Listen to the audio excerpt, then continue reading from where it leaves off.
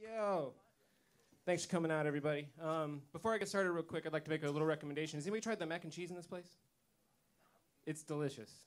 It's got a gooey clusterfuck of cheese flavors. You can get blackened chicken or chunks of crispy bacon floating around in there if you want. It's really good. I highly recommend it. I used the word clusterfuck correctly there, by the way. As a culture, we're not using that word right. It's always used to describe something bad. If you close your eyes and you say that word slowly, what kind of visuals come to your mind?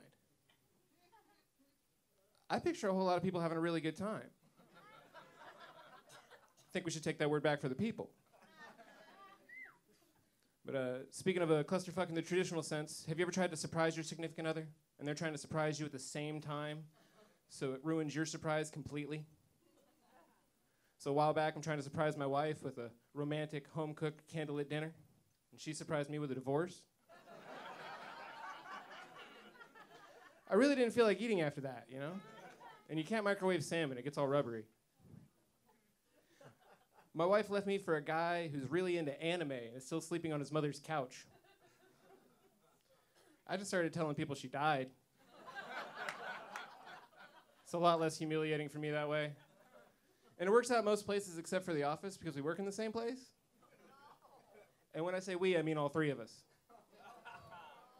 And then bonus round, her mom works there too. So a little recap about how awesome my life's been going. My ex-wife, her new boyfriend, and my former mother-in-law all work in the same office as me, and I refuse to quit. It's not because I enjoy random awkward elevator rides. It's because that's the state of health insurance in this country.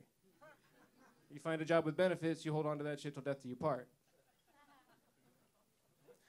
Last time I was single, we all had flip phones, so I don't know what the fuck is going on anymore. And you know it's time to move on when members of her family are suggesting you download Tinder? It's a really weird conversation. Like, you know, you make it sound like a lot of fun. I think I'll give it a shot, Grandma. Thanks for the advice. Whenever I'm trying to do the app thing, it's not really working, but I'm learning a lot about myself.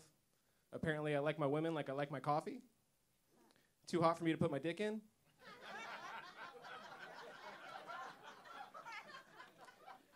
Like, if I do put my dick in, it's coming out with blisters for sure. Whenever I meet a woman the old-fashioned way, I end up trying to date a lesbian for a couple of weeks. It's a pattern. I bark up the wrong tree more than a blind hound dog chasing squirrels. Is that too southern of a reference for you guys? All right, let me put it this way. In the last 4 months, I've helped 5 lesbians move. I've attended several softball games. Not played in, but just in the crowd. It's not all bad, though. You end up trying to date a lot of lesbians. You end up with a lot of lesbian friends. I've become the modern male equivalent of a fag hag. I call it being a like dyke. Everybody remembers the fag hag stereotype, right? Chubby girl never gets laid.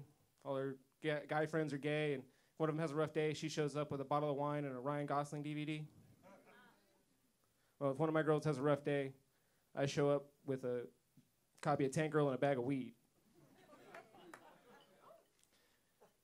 If that doesn't do it, I'll give her my Suicide Girls password. That tends to do the trick. I was a photographer for Suicide Girls for a little while, and it's not as glamorous of a job as you'd think. I was on a shoot one time, and it was me, the model, and her boyfriend was there. And he's giving me Judd Nelson vibes from The Breakfast Club the whole time. And so I'm trying to make small talk. I'm asking her about her tattoos. She's got a revolver on each hip. She's got one right here, one right here. I was like, oh, what's that about? She's like, oh, I'm dangerous. I'm an outlaw.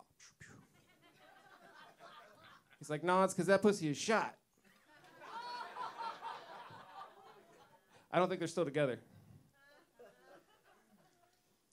As you can imagine, with my dating life being the way it is and the state of the world in general, I've been pretty depressed. I was actually on a suicide prevention hotline the same night that Anthony Bourdain killed himself. I woke up to the news horrified. You think I kept the line busy?